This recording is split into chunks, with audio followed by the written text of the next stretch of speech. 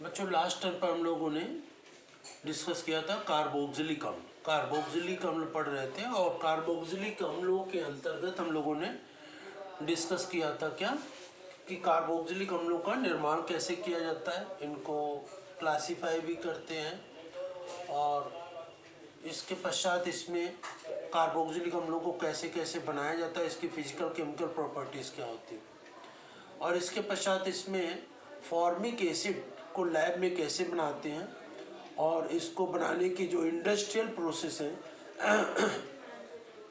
औद्योगिक विधियां हैं, वो कौन कौन सी औद्योगिक विधियां हैं उसको हम लोगों ने डिस्कस किया था, इंडस्ट्रियल प्रोसेस। इसी के पश्चात फॉर्मिक एसिड को लैब में बनाने के पश्चात उसका जो प्योरिफिकेशन है और इंडस्ट्रियल प्रोसेस है सबको डिस्कस करने के पश्चात फॉर्मिक एसिड की जो बनाने की और विधियां हैं और इसकी फिजिकल और केमिकल प्रॉपर्टीज क्या उसको डिस्कस करते हैं।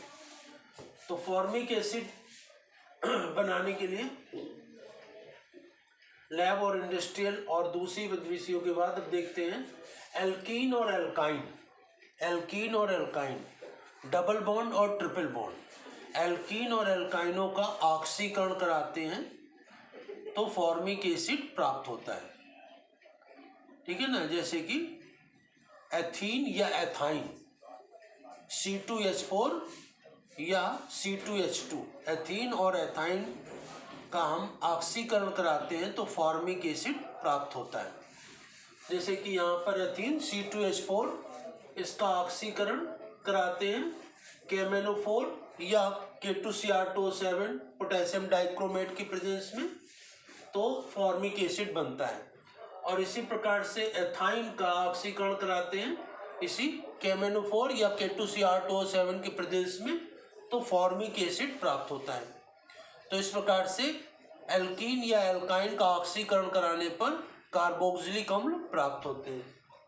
इसी के बाद एल्डिहाइड SCHO, फॉर्मल्डिहाइड, इसका ऑक्सीकरण भी करा दें KMnO4 या K2Cr2O7 की प्रेजेंस में तो इसमें भी फॉर्मिक एसिड प्राप्त होता है।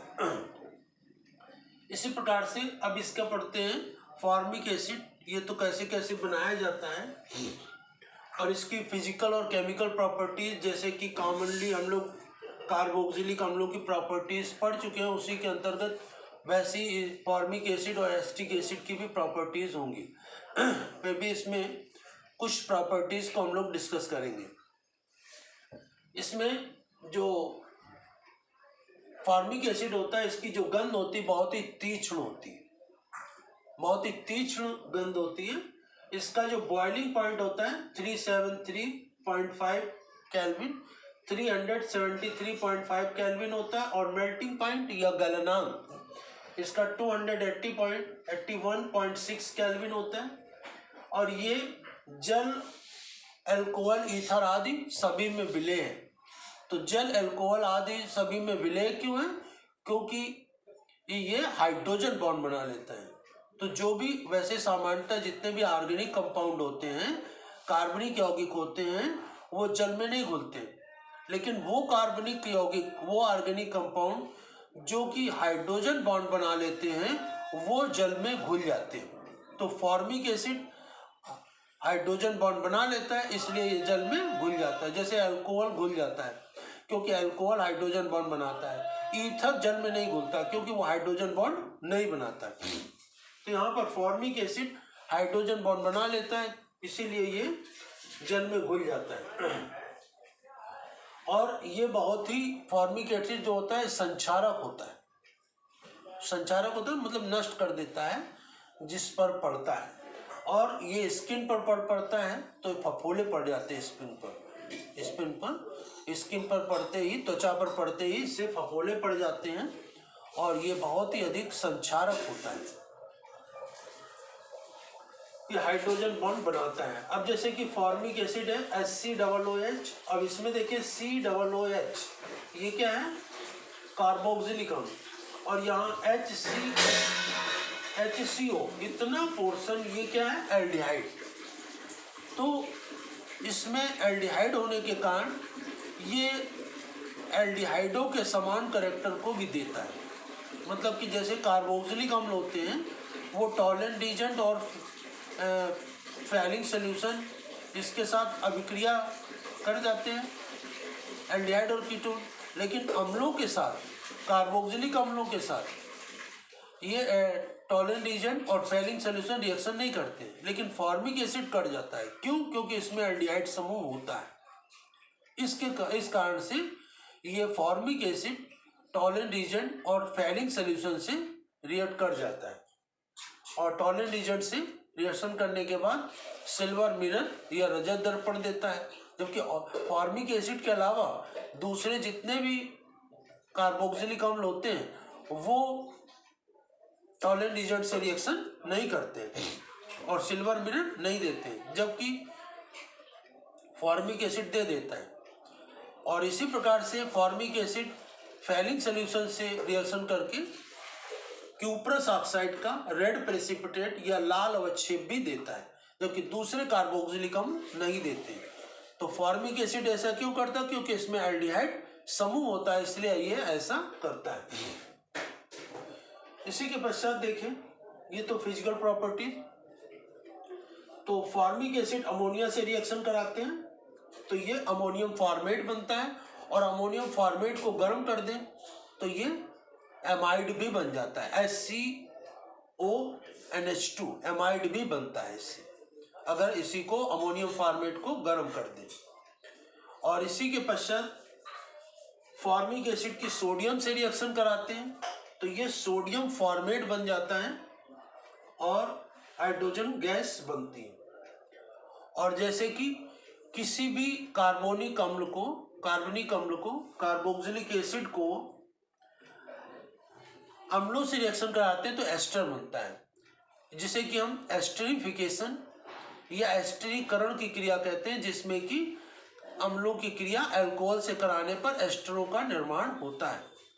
इसी प्रकार से जैसे फॉर्मिक एसिड की रिएक्शन एथिल अल्कोहल से कराते हैं तो H2SO4 की प्रेजेंस में, तो ये एथिल फॉर्मेट बनता है, ये एस्टर है, COO, ये जो क्या है एस्टर है।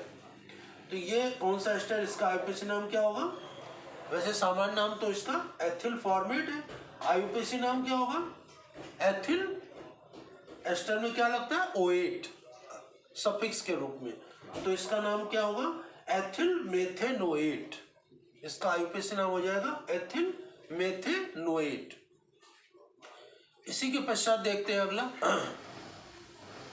फॉर्मिक एसिड का किसी एसिड का रिएक्शन कराएंगे, रिडक्शन, किसी भी एसिड का रिडक्शन कराएंगे, अपचयन कराएंगे तो अल्कोहल प्राप्त होते हैं, और अल्कोहलों का ऑक्सीकरण कराते हैं, ऑक्सीडेशन कराते हैं तो क्या प्राप्त होते हैं? कार्बोक्सिलिक एसिड प्राप्त होते हैं।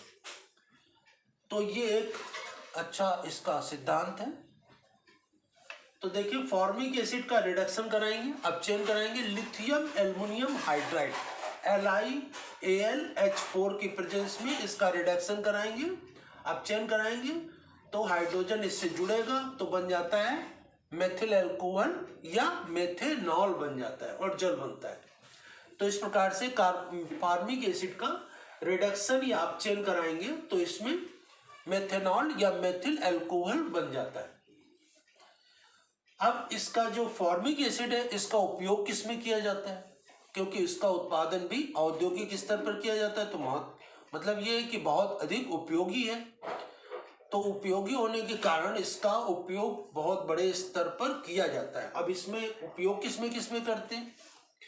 तो सबसे पहला ये कंजर्वेशन ऑफ फ्रूट, फलों के संरक्षण में फॉर्मिक एसिड का उपयोग किया जाता है, फलों का संरक्षण करने में। दूसरा, preparation of oxalic acid, oxalic अम्ल के निर्माण में भी फॉर्मिक एसिड का उपयोग करते हैं, फलों के संरक्षण में इसका उपयोग करते हैं, कपड़ों को रंगने में भी फॉर्मिक एसिड का उपयोग किया जाता है। चमड़े उद्योग में, टेंडरी उद्योग में भी फॉर्मिक एसिड का उपयोग करते हैं। कीटनाशक के रूप में फॉर्मिक एसिड का उपयोग किया जाता है कीड़े मकोड़ों को मारने के लिए, और एज मेडिसिन दवा के रूप में भी फॉर्मिक एसिड को उपयोग किया जाता है, और इससे मेडिसिन्स औषधियों को बनाने में भी फॉर्मिक एसिड का उपयोग किया जाता है। तो इस प्रकार से फॉर्मिक एसिड किन किन विधियों से बनाया जाता है, लैब प्रोसेस क्या है, और उसकी फिजिकल और केमिकल प्रॉपर्टीज़ क्या है। सामान्य तौर पर जो फिजिकल और केमिकल प्रॉपर्टीज़ हम लोगों ने कार्बोक्सिलिक अम्लों की पढ़ी हैं, तो वही केमिकल फिजिकल प्रॉपर्टीज़ सामान्यतः फॉर्मिक एसिड और एसिटिक एसिड और बेंजोइक एसिड की होती है। लेकिन इसकी लेबोरेटरी प्रोसेस हम लोग अलग अलग डिस्कस कर लेते हैं, फॉर्मिक एसिड, एसिटिक एसिड और बेंजोइक एसिड की। तो हम लोगों ने फॉर्मिक एसिड पढ़ लिया, और फॉर्मिक एसिड के बाद अब नेक्स्ट टर्म पर एसिटिक एसिड के बारे में जो इसकी लेबोरेटरी प्रोसेस है, लेबोरेटरी प्रोसेस और इसके कुछ यूजेस वगैरह एसिटिक एसिड के, उसको हम लोग डिस्कस कर लेंगे। फिर इसके बाद बेंजोइक एसिड, तब इसको ये कार्बोक्सिलिक एसिड समाप्त हो जाएगा। धन्यवाद।